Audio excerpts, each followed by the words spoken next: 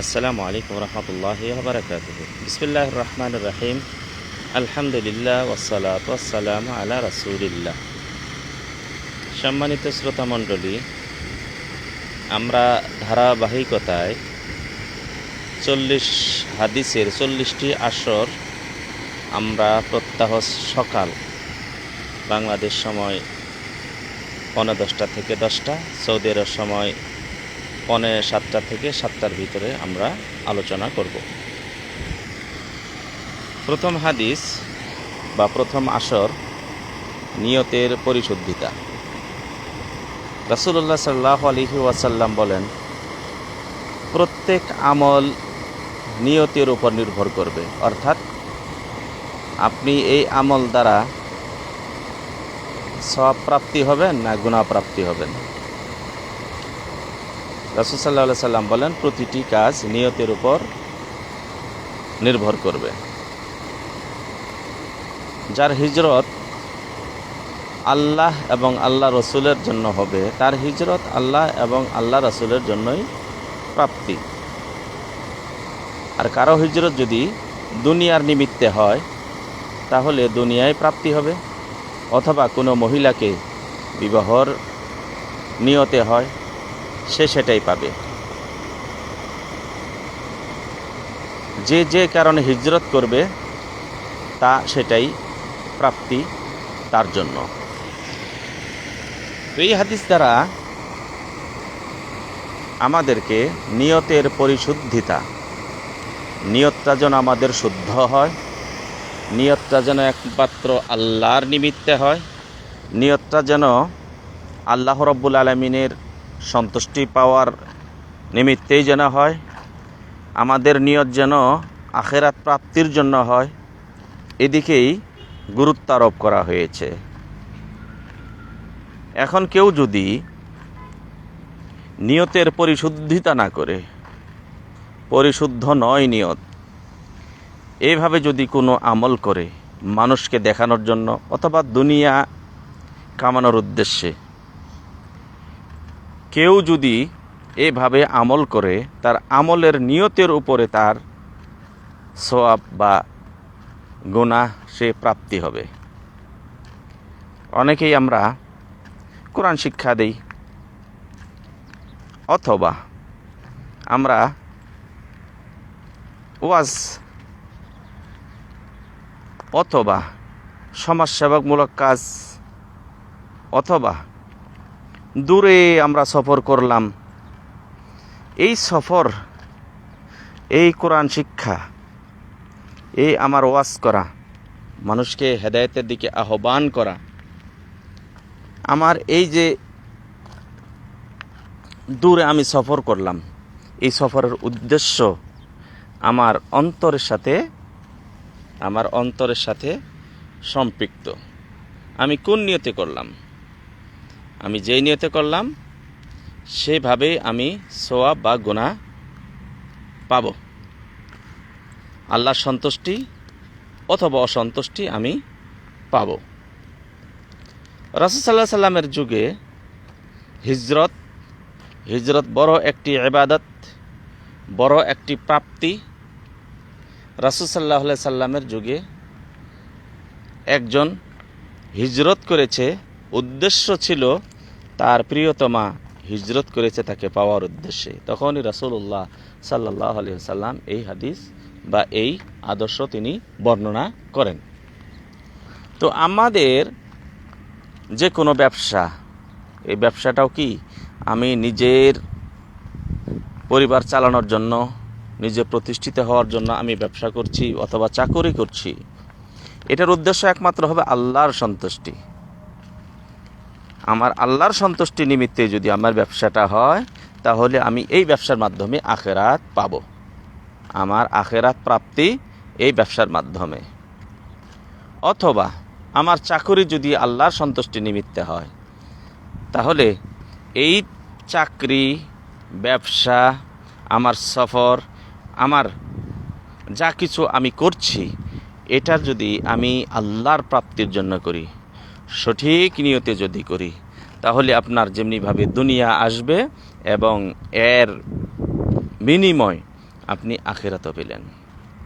অনেকেই আছে শুধু দুনিয়া চায়, শুধু দুনিয়া চায়। আল্লাহ রাব্বুল আলামিন বলছেন, অনেকেই এমন লোক আছে যারা শুধু দুনিয়া পাওয়ার জন্য আল্লাহর কাছে প্রার্থনা করে, আল্লাহর কাছে দোয়া করে, হে আল্লাহ তুমি আমাকে দুনিয়া দাও। তাদেরকে আল্লাহ রাব্বুল আলামিন বলেন, তাদেরকে আমি দুনিয়াই দেই, আখিরাতে তাদের কোনোই অংশ নেই, কোনো প্রাপ্তি নেই।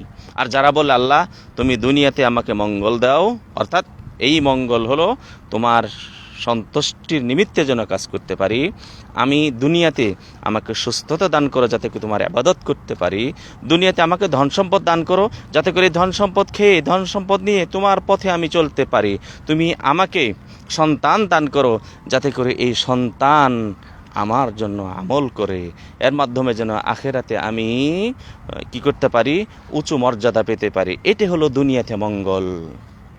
এবং আখেরাতে আমাকে মঙ্গল দাও, তাদের জন্য রয়েছে আখেরাতে, তাদের জন্য প্রতিফল রয়েছে, তাদের জন্য প্রাপ্তি রয়েছে আখেরাতে। এই জন্য আমরা যেই কাজটি করব সেই কাজটি আমরা যেন দুনিয়াতে আমরা যা চাই এবং চাওয়ার আশা করি এবং যা আমরা পাই তা যেন আখেরাতের নিমিত্তে যেন হয়। আপনি দুনিয়াতে সন্তান, আপনার স্ত্রী, আপনার জ্ঞান বিস্তার, আমার সম্পদ, এই সম্পদ দান করা সবগুলি যেন হয় আখেরাতের নিমিত্তে, আল্লাহর সন্তুষ্টির জন্য। তাহলে আপনি যেমন দুনিয়াতে প্রাপ্তি হলেন, আখেরাতেও আপনি প্রাপ্তি হবেন, আপনি পাবেন আখেরাতেও। এই জন্য আমরা আমাদের নিয়তকে পরিশুদ্ধতা করব। আমি সালাতে যাচ্ছি একমাত্র আল্লাহকে সন্তুষ্টি করার জন্য, মানুষকে দেখানোর জন্য নয়। এই যে বন্যা গেল, ত্রাণ, এই ত্রাণে আমরা যারা বিলিয়ে দিয়েছি, আমাদের সম্পদ বিলিয়ে দিয়েছি, আমাদের সময় বিলিয়ে দিয়েছি, এই যে বিলিয়ে দেওয়াটা, এটা যদি আপনার আল্লাহর সন্তুষ্টির জন্য হয় তাহলে আপনার জন্য প্রাপ্তি রয়েছে আখেরাতে এবং দুনিয়াতে। আর যদি হয় না, আমি মানুষকে দেখানোর জন্য, আমি অমুক, আমি এত টাকা দান করেছি, আমি এত শ্রম দিয়েছি, আমি পানির ভিতর সাঁতরিয়ে আমি কি করেছি, ত্রাণ বিতরণ করেছি, আমি সাঁতার বাড়িতে কাউকে দেখভালের জন্য এমনও কেউ নেই, তারপরে সন্তান এবং স্ত্রীকে রেখে আমি সেখানে ত্রাণ বিতরণের জন্য গিয়েছিলাম। আমার সন্তান কি খাবে সেদিকে আমি লক্ষ্য করিনি, আমি ত্রাণ বিতরণ করেছি। আমি হজ করার টাকা, হজ না করে হজের জন্য টাকা জমিয়েছিলাম, সেটা আমি বিলিয়ে দিলাম। এটা যদি আমার যদি একমাত্র আল্লাহর সন্তুষ্টির জন্য হয়ে থাকে তাহলে আপনার জন্য প্রাপ্তি রয়েছে। আর যদি মনে করেন যে আপনি করেছেন কিন্তু মানুষকে দেখানোর জন্য, ফটো সেশনের জন্য আপনি করেছেন, তাহলে আপনার জন্য প্রাপ্তি শুধু দুনিয়াতেই।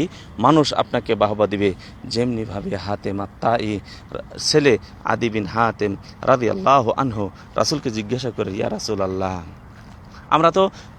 আমরা তো ইসলাম পূর্ব অনেক ভালো কাজ করেছি, আমার পিতার পরে আমি দায়িত্ব ছিলাম, অনেক দান খয়রাত করেছি, আমার বদান্যতা অনেক ছিল, এর প্রাপ্তি আমি কি পাবো না?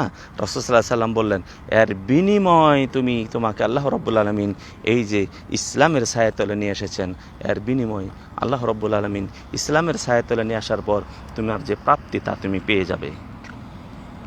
তো আমার পিতা হাতেম আত-তাই অনেক দান খয়রাত করেছে, তার বদান্যতার কথা পৃথিবীতে সবাই, অনেক মানুষ জানে, সারা পৃথিবীতে তার নাম ছড়িয়ে পড়েছে, তিনি কি কিছু পাবেন না? বললেন যে না, তিনি দুনিয়াতেই পেয়েছেন। তার নাম, তার সুনাম, তার বদান্যতার কথা, তার দান খয়রাতের কথা দুনিয়া সবাই জানে, দুনিয়া সবার কাছে ইতিহাস হয়ে থাকবে, সে যে করেছে তা দুনিয়াতেই পেয়েছে। কিন্তু তুমি যা করেছো ইসলাম গ্রহণ করার পর, তুমি আল্লাহ সন্তুষ্টির নিমিত্তে যে কাজ করছো, এটা তোমার জন্য যেমন দুনিয়াতে থাকলো, আখেরাতেও তোমার জন্য রয়ে যাবে। এই জন্য আমরা যে কাজটাই করি না কেন, সিয়াম পালন করি, সিয়ামটা যেন আল্লাহর নিমিত্তে হয়, আল্লাহর সন্তুষ্টির নিমিত্তে হয়। আমার যে কোনো কাজ কেন, আমি বিবাহ করতে যাচ্ছি, এই বিবাহটা আল্লাহর নিমিত্তে হবে, আল্লাহর সন্তুষ্টির জন্য হবে। আমার সন্তান আদি যে আল্লাহ রাব্বুল আলামিন আমাকে দিয়েছেন, তাদের এমনভাবে প্রশিক্ষণ দিব, এমনভাবে লালন পালন করব, এমনভাবে তাদের জন্য সম্পদ রেখে যাব, এগুলি যেন একমাত্র আল্লাহর সন্তুষ্টি নিমিত্তে হয়। তাহলেই আপনি যেমন দুনিয়াতে প্রাপ্তি হবেন এবং আখেরাতেও আপনি প্রাপ্তি হবেন। এই জন্য আমাদের নিয়তের পরিশুদ্ধতা এক নম্বরে রাখতে হবে। কেননা রাসূলুল্লাহ সাল্লাল্লাহু আলাইহি ওয়াসাল্লাম বলেন, তোমাদের উপর আমি সবচেয়ে যেটা বড় আশঙ্কা রাখি সেটা হলো মানুষ দেখানোর জন্য তোমরা ইবাদত করবে। এটা সবচেয়ে বড় আমি আশঙ্কা, যে আমার উম্মতরা মানুষ দেখানোর জন্য ইবাদত করবে, মানুষ দেখানোর জন্য কাজ করবে, মানুষ দেখানোর জন্যই তার জীবনটাকে সে বিলিয়ে দিবে। এই জন্য রাসূলুল্লাহ সাল্লাল্লাহু আলাইহি সাল্লাম বলেন, 3 ব্যক্তি দ্বারা জাহান্নামকে উত্তপ্ত করা হবে। এক ব্যক্তি আল্লাহর রাস্তায় জিহাদ করে জীবন বিলিয়ে দিয়েছে, কিন্তু তাকে আনা হবে, সে বলবে তোমার সন্তুষ্টির জন্য আমি আমার জীবনকে বিলিয়ে দিয়েছিলাম। আল্লাহ তাআলা বললেন, না, তুমি জীবন বিলিয়ে দিয়েছ যাতে করে তোমাকে বলা হয় বীর, তোমাকে বলা হয় বীর, তোমাকে যেন মানুষ শহীদ বলে কি করে সম্বোধন করে, এই জন্য তুমি জীবন বিলিয়ে দিয়েছ। আর একজনকে ডাকা হবে, আল্লাহ তোমার এমন কোনো পথ নেই যেখানে আমার দান খয়রাত করেন, তুমি যেমন আমাকে দিয়েছিলে তেমন আমি দান খয়রাত করেছি। আল্লাহ তাআলা বলবেন, না, তুমি এই জন্য দান খয়রাত করেন, তোমাকে বলা হয় দানবীর বলা হবে, এই জন্য তুমি দান করেছ, নাম কামানোর জন্য তুমি দান করেছ।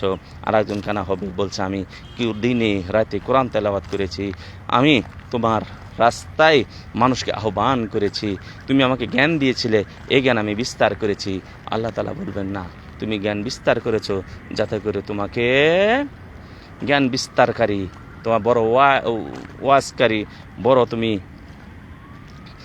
অমুক তমুক, এগুলি যেন বলা হয় যেন তুমি জ্ঞান বিস্তার করেছিলে, তুমি মিথ্যা বলেছিলে।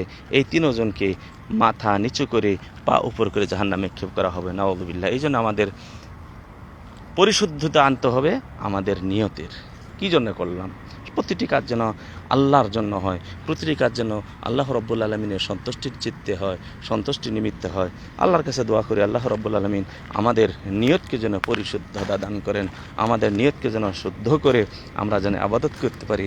আমরা জীবনে যা করব, খাওয়া থেকে শুরু করে, ঘুম থেকে শুরু করে, পান করার থেকে শুরু করে যা কিছু আমরা করব, সবই যেন আমরা একমাত্র তোমার সন্তুষ্টির কামনার জন্য করতে পারি। আমার হিজরত মানে আল্লাহর সন্তুষ্টির জন্য কিছু ছেড়ে দেওয়া, এবং আমার জ্ঞান অর্জন, আমার সম্পদ অর্জন করা এবং ব্যয় করা, আমার বিবাহ, আমার সন্তান প্রতিপালন, আমার ব্যবসা, আমার চাকরি, আমার কৃষিকাজ, প্রতিটি কাজ যেন আমি যেন তোমার সন্তুষ্টির জন্য করতে পারি। হে আল্লাহ, তুমি আমাদের সবাইকে তৌফিক দান করো। আসসালামু আলাইকুম ওয়া রাহমাতুল্লাহি ওয়া বারাকাতুহু।